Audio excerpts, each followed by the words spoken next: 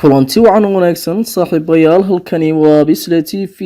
waxaa la soo gaaray aaminteedii soo gudbin jirnay war waxay naga soo gaaray geega Soomaalida iyo caalamka intiisa kale.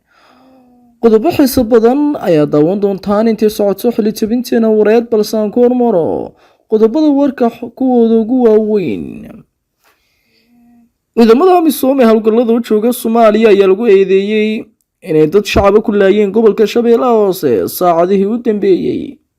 Ra'iisul Wasaaraha Xukuumadda Dowladda Federaalka Soomaaliya wafdi ballaaran oo hogaaminayo ay ku codsameen dalkaasi Kenya. Isla gudaha dalkaasina waxaa ku qaabilay madaxweynaha waddankaasi Uhuru Kenyatta. qodobadaas ayaa ugu dooran warka qodobadaad ku daawan doontaan xilligani, balse imikii haatanna waxaa isku diyaarisaan faahfaahinta warka oo dhammaystiran. السلام عليكم ورحمة الله وبركاته. داوديال صاحبيال وادكم مالسنتين سيدا توس كادو قحرنتين بسلا تي في مركزتا يميال كستا ودكلا جوكتانا وحد نوغبراتين إنو دلو داقنا برنامجيو iyo waliba wararkii u dambeeyay ee geega Soomaalida iyo caalamka intiisa kale. haddaad tahay qof nagu cusub, fadlan subscribe saar channelka si aad ula socoto mar kasta wararka iyo warbixinada barnaamijyada wata ee soo gelino bartan. waad ku mahadsan tahay la socodkaaga. ballanteenu waa barnaamijyo tayo leh, warar xiiso leh iyo warbixinooyinka u dambeeyay ee geega Soomaalida iyo guud ahaan caalamka. waa mahadsantiin. wararka laga helayo gobolka Shabeellaha Hoose ee Soomaaliya ayaa waxay tibaaxayaan in 7 qof oo rayid isku meel lagu dilay kadib markii uu dhacay dagaal u dhaxeeyay ciidamada Uganda ee qaybta ka AMISOM iyo kuwa Al-Shabaab.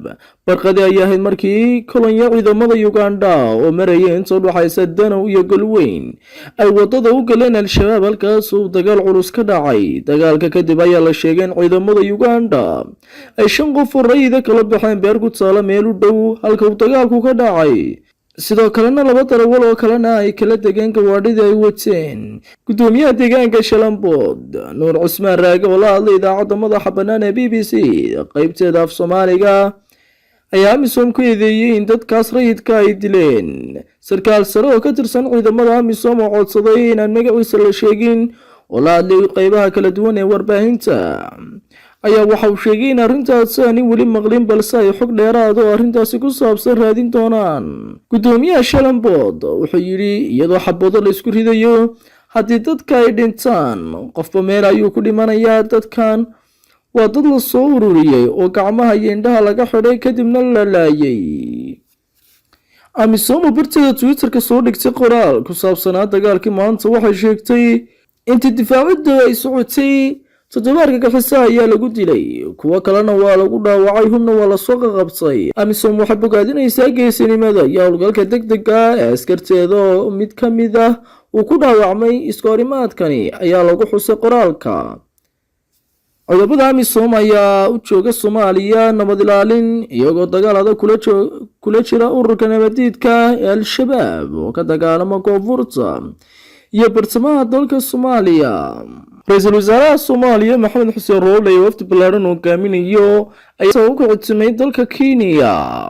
Ra'iisul Wasaaraha iyo wafdigiisa wali ku jira boqoshada ay ku joogaan dalka Kenya ayaa isaga iyo wafdigiisa waxay aqalka madaxtooyada ee magaalada Mombasa wada hadal laba geesooda kula yeesheen madaxweynaha dalkaasi Uhuru Kenyatta iyo mas'uuliyiin sarsare oo ka tirsan dalkaasi. labada dhinac ayaa ka wada hadlay dhowr arrimood oo istiraatiiji ah oo danaha guud ka dhaxaysa Soomaaliya iyo Kenya, waxaana ugu muhiimsanaa soo celinta xiriirka diblomaasiyadeed ee Nairobi iyo Muqdisho. Injineer Roble ayaa xusay in boqoshadiisu ay tahay mid lagu adkeynayo xiriirka labada dowladood oo ay ka dhaxeeyaan arrimo badan kuwaas oo u baahan in laga wada xaajoodo.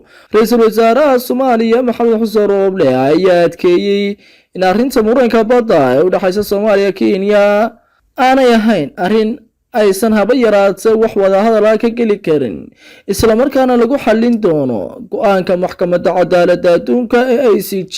hore wadamada Kenya iyo Soomaaliya ayaa u gooyay xiriirkii mid walba kala dhaxeeyay kan kale, iyadoo dacwad muddo soo jiitamaysay oo labadani wadan u dhaxaysa ay ka socotay maxkamadda dambiyada caalamiga ee ICJ. gudoomiyaha baarlamaanka Puntland Cabdirashiid Yuusuf Jibriil ayaa magacaabay guddiga qabashada doorashada aqalka sare ee baarlamaanka federaalka Soomaaliya ee Puntland. Guddiga magacaabay oo ka kooban 5 xubnood ayaa waxay ka yimaadeen xildhibaanada Puntland waxayna qabanqaabinayaan doorashada aqalka sare. Gudoomiyaha baarlamaanka ayaa ku wargeliyay guddiga hirgelinta doorashooyinka heer federaal iyo guddiga maamulka doorashooyinka heer Puntland in doorashada xubnaha aqalka sare la qaban doono taariikhdu markay tahay 11 bisha 8aad sanadka 2021. Magacaabida guddigan ayaa ku soo beegmay xilli madaxweynaha Puntland Siciid Deni uu soo saaray liiska musharaxiinta aqalka sare. madaxweynaha galmudug Axmed Kaariyo Qoorqoor ayaa shaaciyay 6 ka mid ah liisaska musharaxiinta ku tartamaya 8 kursi oo ay galmudug ku leedahay aqalka sare ee dowladda federaalka Soomaaliya, iyadoo ay galmudug noqonayso dowlad goboleedkii afaraad ee ku dhawaaqa musharaxiinta aqalka sare. 2 kursi ee dhiman ayaa waxaa ku kala fadhiya Cabdi Xasan Cawaale Qaybdiid iyo Cabdi Waxiid Goonjeex, waxaana la sheegay 2daasi kursi inay isku hayaan beelaha oo u tartamaya kuraastaasi.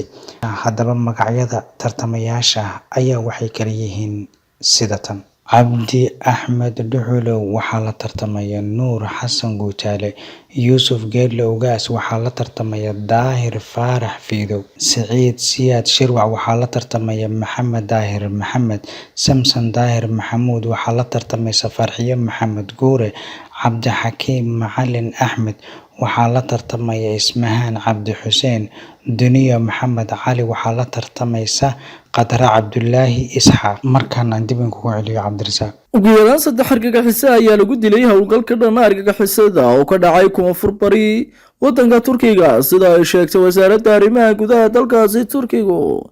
Bayaan ay soo saartay wasaaraddu ku sheegtay in argagixisada ay bartilmaameedsadeen ciidamada jandarmeerka maxalliga oo taageero ka helaya ciidamada cirka ee Turkiga intii lagu guda jiray howlgalka Iran 13 ee gobolka Sirnak. Waxay intaasi ku darteen howlgallada gobolka ay socon doonaan.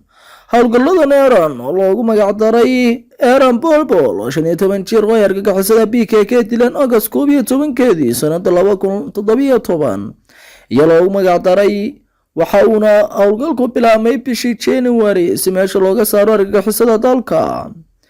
Isla Turkiga wararka naga soo gaarayay ku jirnaa kulaylka caalamiga wuxuu saameyn ku yeelan doonaa Turkiga si la mid ah dalalka kale ee adduunka oo dhan. Xitaa kadib dhamaadka qarnigan waxay u horseedi kartaa heerkulka Turkiga inuu sare u kaco ilaa 6.5 digrii. Ayuu ka digay qoyaan ka socday caasimadda Turkiga Ankara. Kulaylka adduunka sida lagu xaqiijiyay warbixinta cusub ee cimilada ee qaramada midoobay wuxuu sii socon doonaa 10 sano ee soo socota, iyadoo lagu saleynayo dhammaan xaaladaha cusub ee urur goboleedka isbeddelka cimilada. Wuxuu sii socon doonaa wixii ka dambeeya 2021, ayuu yidhi Ismaaciil Yarjan oo ah injineer madaniya.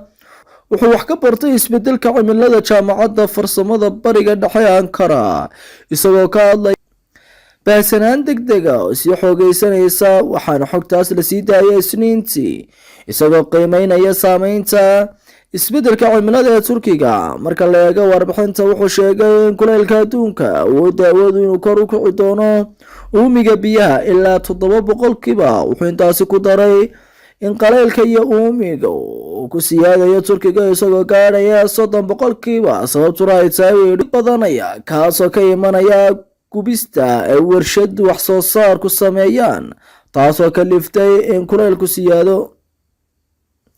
iyadoo cimiladu sii kululaanayso, dhacdooyinka cimiladu aad u daran sida caadiga ee soconaya daqiiqado yar ayaa haddaba isku mid noqon doona dhowr saacadood, ayuu ku nuxnuxsaday, isagoo ku daray wargeyskan. Sidoo kale khatar aad u badan dhulka ayaa jiri doona, gaar ahaan bariga badda